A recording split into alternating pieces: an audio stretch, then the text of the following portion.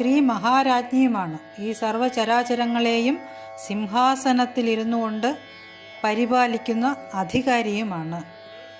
ചിദഗ്നികുണ്ഡ സംഭൂത ദേവകാര്യ സമുദ്യത. ദേവന്മാരുടെ ഒരു കാര്യത്തിനായിട്ടാണ് ദേവി ഉത്ഭവിച്ചത്. ഇവിടെ ദേവിയുടെ ഉത്ഭവം അതിനെക്കുറിച്ചാണ് പറയുന്നത്. ചിദഗ്നികുണ്ഡ സംഭൂത, അതായത് ഭണ്ഡാസുര വധത്തിനായിട്ടാണല്ലോ ദേവി അവതരിച്ചത്. ആ കഥയാണല്ലോ നമ്മൾ ആദ്യം പറഞ്ഞത്. അതിൽ ഈ ദേവന്മാർ ഭണ്ഡാസുര വധത്തിനായി ദേവിയെ സംപ്രീതയാക്കി ആ ചിദഗ്നിയിൽ നിന്നാണല്ലോ ദേവി ഉത്ഭവിച്ചത്. അതാണ് ചിദഗ്നികുണ്ഡ സംഭൂത.